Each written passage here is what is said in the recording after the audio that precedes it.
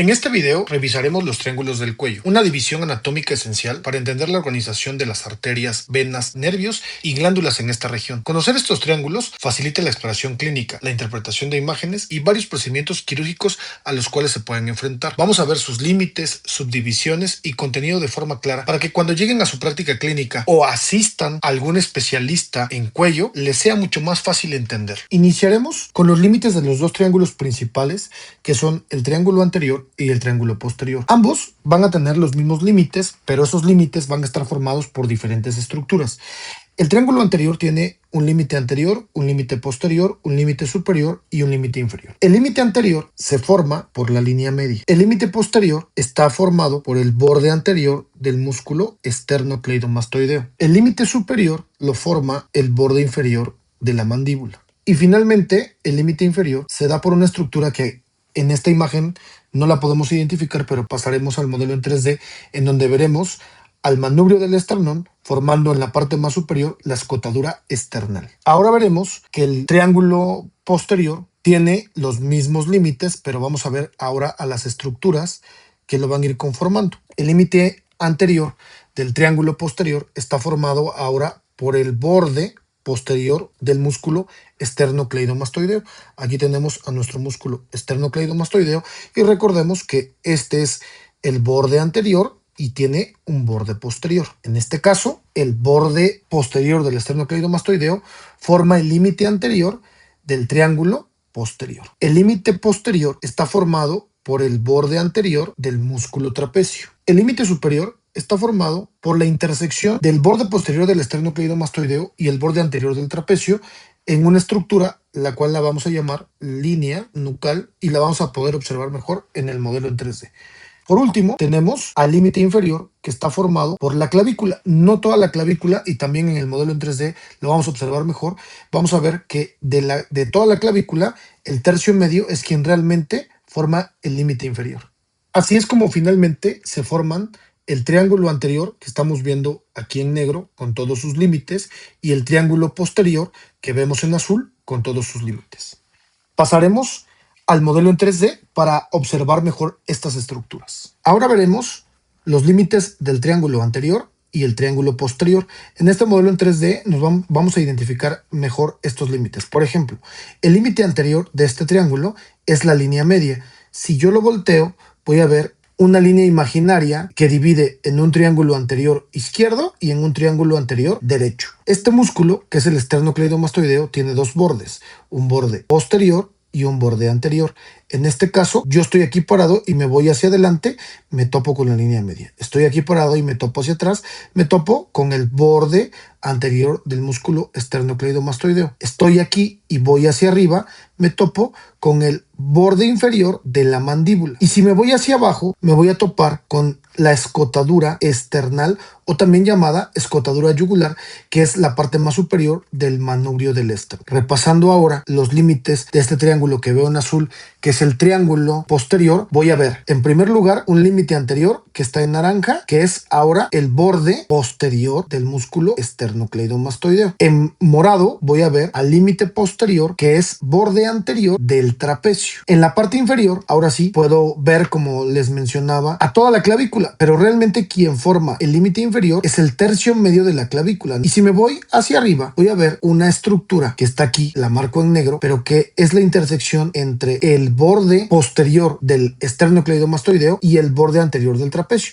Y a esta línea que se forma aquí le llamamos línea nucal y se encuentra en este hueso, que es el hueso occipito. Con esto tenemos a los límites tanto del triángulo posterior que veo en azul como del triángulo anterior que veo en rojo. Ahora hablaremos de la subdivisión de los triángulos que acabamos de estudiar. Estos son el triángulo anterior y el triángulo posterior. El triángulo anterior se va a subdividir en 4 triángulos, que es el triángulo submandibular o digástrico, el triángulo submentoniano, carotídeo y finalmente el triángulo muscular o también llamado homotraqueal. Mientras que el triángulo posterior únicamente tiene 2 subdivisiones, el triángulo occipital y el triángulo homoclavicular o también llamado supraclavicular. ¿Qué es lo que vamos a estudiarle a estas subdivisiones? Vamos a estudiar en primer lugar sus límites y en segundo lugar su contenido. Pero para esto quiero hacer una aclaración. Cuando nosotros enseñamos los triángulos del cuello, muchos estudiantes imaginan que las estructuras que mencionamos están exactamente dentro de esos límites. Sin embargo, los triángulos del cuello se forman al observar los límites superficiales y no son compartimentos anatómicos. Cuando decimos contenido, nos referimos a estructuras que se proyectan en el fondo del triángulo, no a algo que está encerrado en él. Los triángulos simplemente indican qué estructuras vas a encontrar si haces un abordaje quirúrgico, y aquí radica la importancia de conocer los triángulos del cuello. No significa que esas estructuras vivan ahí, sino que es el acceso más seguro o más directo a través de ese triángulo. Aclarado el punto, empezaré con el triángulo posterior, ya que tiene solo dos subdivisiones y es mucho más sencillo de explicar. El triángulo posterior es este que vemos aquí. Para explicarlo, tendremos que recordar algunas referencias anatómicas que ya vimos. Por ejemplo, que este es el músculo esternocleidomastoideo y esto que está en rojo es su borde posterior. Este es el músculo trapecio y esto que veo en verde es su borde anterior. Y un músculo infrayoideo que tenemos que recordar es uno que viene de aquí, desde la escápula, antes llamada omóplato, y por eso el músculo se llama homoyoideo, porque va del antes llamado omóplato al yoides, pasando por detrás del esternocleidomastoideo. Bueno, este músculo tiene dos vientres. El vientre inferior es el que está haciendo que todo este triángulo posterior se subdivida en dos triángulos. En un triángulo, cual llamamos triángulo occipital, y en otro triángulo, triángulo supraclavicular. ¿Por qué? Porque vean, sería este triángulo que queda por encima de la clavícula, o también le llamamos homoclavicular porque está en relación a la escápula. De estos triángulos tenemos que estudiar sus límites. El triángulo occipital no cambió el límite superior, el límite anterior y el límite posterior que tenía el triángulo posterior, es decir, sigue siendo el mismo. Si yo estoy aquí parado y me voy hacia adelante, me voy a topar con el borde posterior del esternocleidomastoideo. Si yo estoy aquí y me voy hacia atrás, me voy a topar con el borde anterior del trapecio. Si me sigo hacia arriba, aquí voy a llegar a esta línea que le llamo línea nucal, y el único límite que cambió es el inferior. Ya no va a ser la clavícula, porque como es este borde inferior se metió aquí, entonces este va a ser su límite inferior, y esto es lo único que cambió del triángulo occipital. Ahora tenemos a otro triángulo que es el triángulo supraclavicular. Este triángulo supraclavicular tiene como límite inferior a la clavícula que vemos aquí. Como límite anterior va a tener al borde posterior del esternocleidomastoideo. Como límite posterior tiene justo la reunión del borde anterior del trapecio, de la clavícula y de una parte del vientre inferior del homoyoideo. Entendidos los límites, vamos a ver ahora el contenido de estos triángulos. El triángulo occipital tiene como contenido a la vena yugular interna, a la arteria occipital, al nervio accesorio y a los músculos escalenos anterior y medio. Vamos a verlos en 3D para que se observe mucho mejor. Aquí podemos observar el triángulo occipital. En la punta de este triángulo, en la parte más superior, veo esta arteria que es la arteria occipital introduciéndose a este triángulo. En el centro veo este nervio que le está dando la inervación al músculo esternocleidomastoideo y al músculo trapecio, que es el nervio accesorio. Me voy a la parte inferior del triángulo y veo a este músculo que es el escaleno medio y a este otro que es el escaleno anterior. Y finalmente, ahí en la profundidad voy a ver a la vena yugular interna. Este es el contenido del triángulo occipital.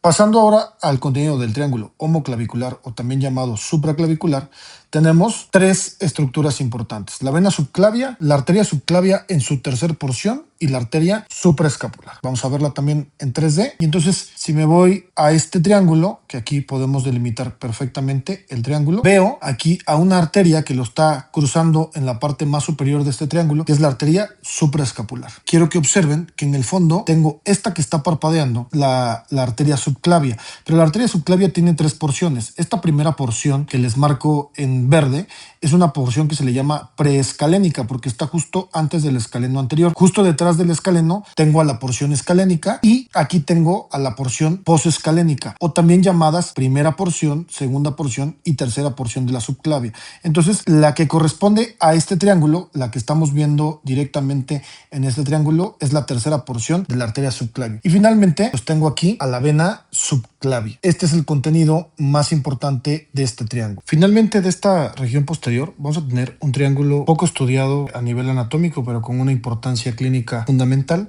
que es este triángulo pequeñito que estamos viendo, que se llama triángulo de Sedillot, o también llamado menor. Este triángulo tiene límites a través de este músculo que es el esternocleidomastoideo. Podemos ver este borde, que es el borde external del esternocleidomastoideo, más este borde, que es el borde clavicular. Me están formando dos límites importantes de este triángulo. triángulo y en la parte inferior está la clavícula. ¿Por qué es importante este triángulo? Bueno, este triángulo, como podemos ver en este esquema, nos lleva a abordajes directos hacia la vena yugular interna, o también se usa mucho para abordajes directos hacia la tráquea o hacia regiones inferiores de la tiroides. Ahora hablaremos de la subdivisión del triángulo anterior. Este triángulo anterior se subdivide en 4 triángulos, que es el triángulo submandibular, está justo abajo de la mandíbula, el triángulo carotídeo, el triángulo muscular y finalmente un triángulo que no se alcanza a ver muy bien en esta imagen, pero en esta sí, que sería el triángulo submentoniano, que queda justo debajo del mentón. Vamos a estudiarle a cada uno de estos sus límites y contenidos. Empezando por este triángulo, el triángulo carotídeo tiene, si yo estoy parado acá y me voy hacia arriba, me voy a topar con esta estructura que es el vientre posterior del músculo digástrico. Si me voy hacia abajo, me topo con este vientre, que es el vientre superior del homoyoideo. Si estoy aquí y me voy hacia atrás, me topo con el borde anterior del esternocleidomastoideo. Y finalmente, si me voy hacia adelante, me voy a topar con el hueso yoides. Estos son sus límites. Y su contenido está formado por la vena yugular interna, la arteria carótida común y el nervio vago, que en conjunto, como ya lo hemos visto a lo largo de estos videos, me van a formar la vaina carotídea. Vamos a verlo en 3D. Vemos aquí las estructuras involucradas en el triángulo carotídeo. Superiormente vemos este vientre, que sería el vientre posterior del músculo digástrico. Si me voy a la parte inferior, veo a este vientre, que es el vientre superior del músculo homoyoideo. Si me voy hacia atrás, me topo con el borde anterior del esternocleidomastoideo. Dentro de su contenido, en la profundidad, puedo ver las 3 estructuras que me están formando la vaina carotídea. Este, que es la vena yugular interna, aquí tenemos en medio al nervio vago y aquí tenemos a la arteria carótida común. Estas 3 estructuras me forman la vaina carotídea y son las principales estructuras que encontramos dentro de este triángulo. El segundo triángulo que estudiaremos será el triángulo submandibular, o también llamado digástrico. Este triángulo tiene un límite superior, que es el borde inferior de la mandíbula, un límite inferior, que es el hueso yoides, un límite anterior, que sería el vientre anterior del digástrico, y un límite posterior, que es el vientre posterior del digástrico. Como está entre los digástricos, por eso se llama triángulo digástrico. Su contenido es el siguiente. Encontramos la vena facial, la arteria facial, el nervio hipogloso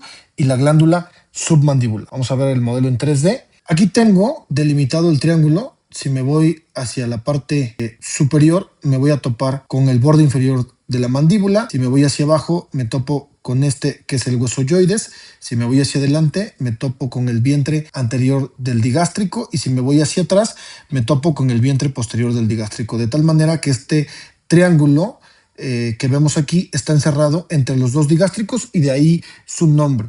Las estructuras principales que va a contener es esta, que es la vena facial, esta, que es la arteria facial. Ahí en el fondo vemos al nervio hipogloso y finalmente tengo a esta glándula, que es la glándula submandibular. Estas son las estructuras más importantes que encontramos dentro de este triángulo. Continuaremos con el triángulo muscular, o también llamado homotraqueal. Este triángulo, si nos vamos hacia arriba, nos vamos a topar con el hueso yoides. Si nos vamos hacia adelante, nos toparemos con la línea media. Hacia abajo está el manubrio del esternón, y en la parte posterior tenemos la reunión del vientre superior del homoyoideo y del borde anterior del músculo esternocleidomastoideo.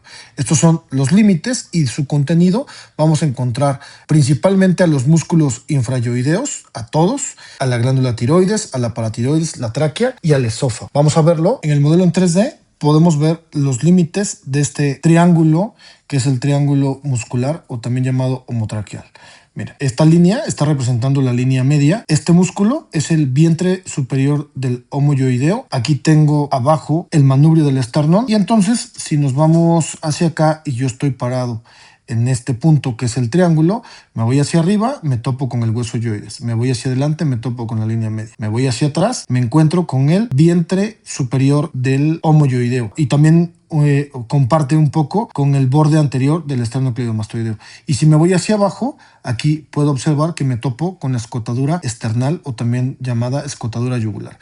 Y bueno, dentro de su contenido, pues bueno, es fácil porque aquí están músculos infrayoideos. Aquí estamos viendo los músculos infrayoideos que están ahí. tendríamos que quitar a este para terminar de ver a los demás músculos infrahioideos. También vemos ahí la glándula tiroides. Si nos vamos a la parte posterior de la glándula tiroides, nos encontramos con la glándula paratiroides, el esófago, la tráquea y todas esas estructuras importantes que son las que se encuentran dentro de este triángulo. Finalmente vamos a ver a este último triángulo, que es el triángulo submentoniano, que aquí tendríamos que dividirlo a través de la línea media y tendríamos un triángulo que está conformado por venas que forman a la vena yugular y los ganglios submentonianos. Esos son sus principales contenidos, además que hay tejido conectivo, grasa subcutánea, algunas pequeñas venas que forman a la vena yugular anterior, entre muchas otras, pero les dejo lo más importante. Viéndolo en un modelo en 3D, podemos observar aquí cómo el piso está formado por que es el hueso yoides. Si me voy hacia la parte más superior, me voy a topar con el mentón y en las partes laterales destacan estos dos músculos que encierran, que es los vientres anteriores de los músculos digástricos. Y aquí adentro el contenido que ya platicamos. Esto sería todo de los triángulos del cuello, sus límites y contenido.